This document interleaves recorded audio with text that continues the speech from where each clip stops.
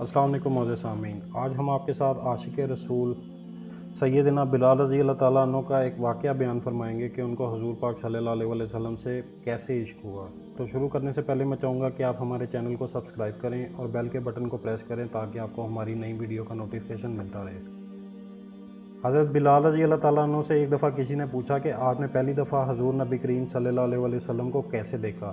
بلال رضی اللہ تعالیٰ عنہ فرماتے ہیں کہ میں مکے کے لوگوں کو بہت ہی کم جانتا تھا، کیونکہ غلام تھا اور عرب میں غلاموں سے انسانیت سوچ سلوک ہوتا تھا، ان کی استطاعت سے بڑھ کر ان سے کام لیا جاتا تھا، تو مجھے کبھی بھی اتنا وقت ہی نہیں ملتا تھا کہ باہر نکل کے لوگوں سے ملوں، لہٰذا مجھے حضور پاک یا اسلام یا اس طرح کی کسی چیز کا قطعی علم نہیں تھا۔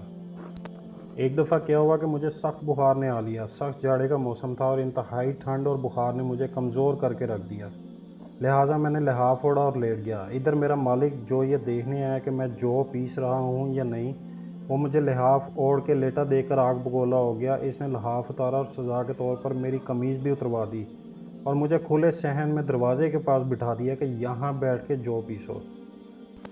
اب سخت سردی، اوپر سے بخار اور اتنی مشقت والا کام، میں روتا جاتا تھا اور جو پیستا جاتا تھا۔ کچھ ہی دیر میں دروازے پہ دستک ہوئی، میں نے اندر آنے کی اجازت دی تو ایک نہایت ہی متین اور پر نور چہرے والا شخص اندر داخل ہوا اور پوچھا کہ جوان کیوں روتے ہو؟ جواب میں نے کہا کہ جاؤ اپنا کام کرو، تمہیں اس سے کیا، میں جس وجہ سے بھی رہوں، یہاں پوچھنے والے بہت ہیں لیکن مداوع کوئی نہیں کرتا۔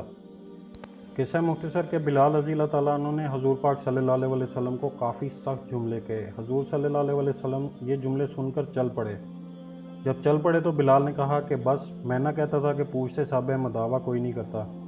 حضور یہ سن کر بھی چلتے رہے۔ بلال کہتے ہیں کہ دل میں جو ہلکی سی امید جاگی تھی کہ یہ شخص کوئی مدد کرے گا وہ بھی گئی، لیکن بلال کو کیا معلوم کہ جس شخص سے اب واسطہ پڑ چکا ہے وہ رحمت للعالمین ہے۔ بلال کہتے ہیں کہ کچھ ہی دیر میں وہ شخص واپس آ گیا، اس کے ایک ہاتھ میں گرم دودھ کا پیالہ اور دوسرے میں کھجوریں تھیں۔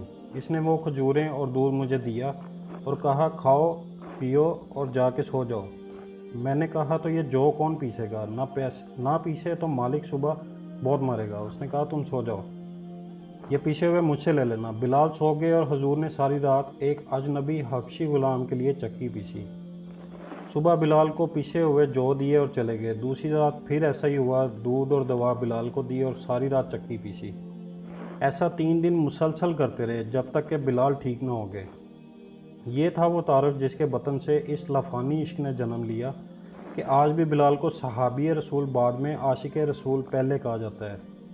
وہ بلال جو ایک دن اذان نہ دے تو خدا تعالیٰ سورج کو طلوع ہونے سے روک دیتا تھا، اس نے حضور صلی اللہ علیہ وسلم کے وصال کے بعد اذان دینا بند کر دی، کیونکہ جب اذان میں اشہد ان محمد رسول اللہ تک پہنچتے تو حضور کی یاد میں ہچکیاں بن جاتی اور زاروں قطار ہونے لگتے۔